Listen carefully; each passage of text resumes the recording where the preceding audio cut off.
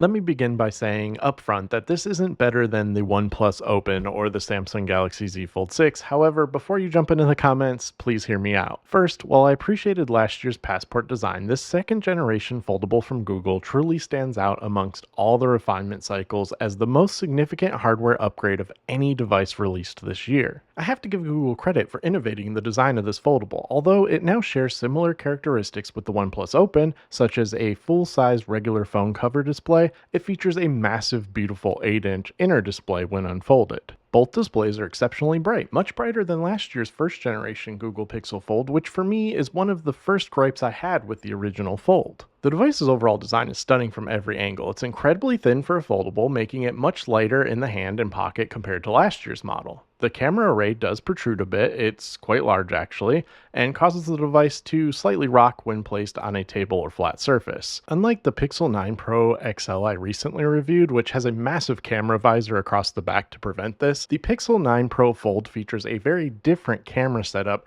reminiscent of earlier Pixel devices with its boxy squared design. Here we have the volume control rocker, and then we also have the power button, which doubles as the fingerprint unlock. So the fingerprint unlock here is smooth and consistent, but it's placed in a rather awkward position. It's not a deal breaker, but you'll have to get used to this placement. I just wanted to point this out. If you've watched my other Pixel content, you'll know how I feel about Google's Tensor chipset and my personal preference for Snapdragon chipsets. However, if you're not planning to play a lot of intense games or edit and render high-end video, then for everyday use, this is actually quite snappy, and it's been a very smooth experience using this Pixel 9 Pro Fold for daily tasks. I haven't experienced much, if any, overheating with the Pixel 9 Pro Fold, which surprised me given that my Pixel 9 Pro XL ran relatively warm on most occasions, especially when wirelessly charging in my car while using Android Auto. However, I haven't encountered this issue on the Pixel 9 Pro Fold. Speaking of wireless charging, I should note that the coils on the back of this foldable are in somewhat of an awkward position, so it sometimes requires a bit of realignment to ensure it's actually wirelessly charging. Let's unfold our discussion back to that inner display since we're talking about a foldable device. It's the main attraction here. I have to confess, I'm absolutely captivated by this screen. While I do wish Google would further refine their software to truly fully leverage this larger display for enhanced multitasking, I find myself using it extensively for reading, consuming media, crafting lengthy email responses, and utilizing split screen mode to juggle between two apps. It somewhat brings me back to the nostalgia of LG's dual screen devices. There are of course still a handful of apps that don't adapt well to these foldable devices, but in those instances I quickly switch back to the cover display. This cover display is actually one of my favorites to use compared to the narrower cover display of the Fold 6. It's great for one-handed use, excellent for typing in general, and feels natural to use given its form factor. Anyone looking to dive into their first foldable, for example, would have little to no issues getting familiar with using this, where the Fold 6 does take a bit of getting used to in comparison. The cameras on this device are excellent, better than those on the OnePlus Open and the Fold 6 in most situations, and a significant improvement over last year's Google Pixel Fold. Although they aren't the same cameras found on the Pixel 9 Pro XL, which is a bit disappointing given that this device is nearly twice the price, you'll still be impressed with the overall quality of the photos you get from these cameras, especially for quick point and capture moments where you just want a reliably consistent camera experience. Regarding battery life, I'm experiencing all-day usage, usually ending the day with about 20 to 30% remaining. While the device does support wireless charging, as I mentioned, it's rather sluggish. Google didn't include reverse wireless charging, which would have been a nice addition for topping off the Pixel Watch 3 when needed. Speaking of the Pixel Watch 3 45mm, which I've been using in tandem with this device since day one, it easily lasts a full 2 days on a single charge. I won't be reviewing this watch as it only has seen slight refinements, but the improved battery life and the 45mm size were enough for me to justify upgrading from the Pixel Watch 1 and 2 if you're curious. Day to day though, the experience is exactly the same as those previous Pixel watches, so if you're happy with those currently, maybe wait for Watch 4. Okay, so back to the Pixel 9 Pro Fold. Call quality is excellent, better than on the OnePlus Open and on par with the Galaxy Fold 6. Connectivity has been consistently reliable with no drop calls or loss in signal throughout my usage. Google, like many companies, is heavily focused on AI, packing numerous AI features into this device similar to other Pixel 9 series models. However, I've personally found little use for many of these features such as Pixel Studio, These advertised AI capabilities just don't justify the device's price, and I wouldn't base purchasing decisions on who offers the most AI until it truly enhances everyday life. For my needs, downloading ChatGPT or Perplexity suffices. It's also frustrating that Google rebranded the well established Google Assistant to Gemini, yet I find Gemini isn't always as good as its predecessor.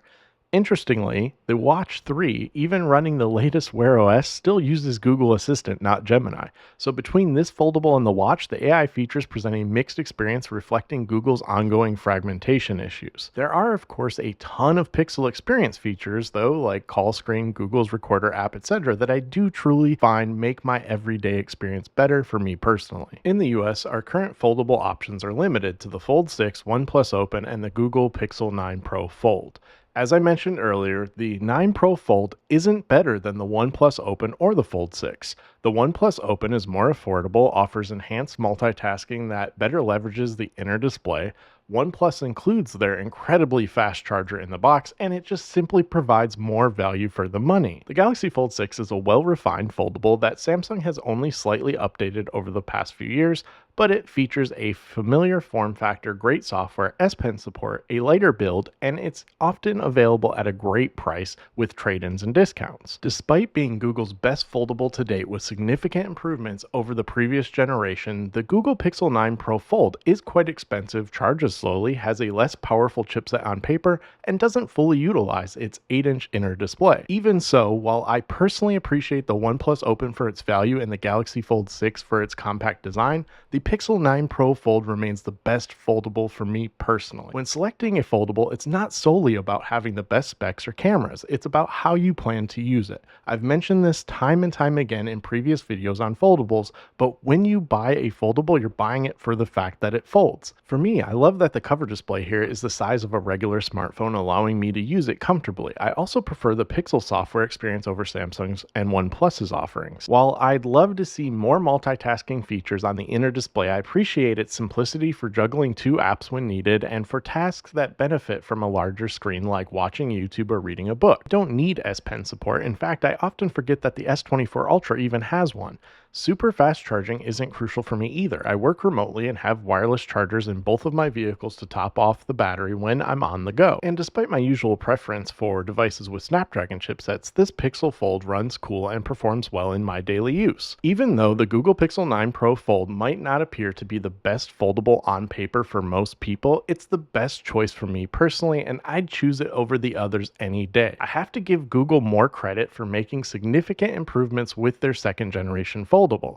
Many companies this year have launched new devices with such minimal refinements that you really have to reach to identify any differences. The current market for new hardware feels rather stagnant as companies shift their focus to AI and recycle the same sales strategies. However, Google has truly delivered with the Pixel 9 Pro Fold, and I've been genuinely impressed so far.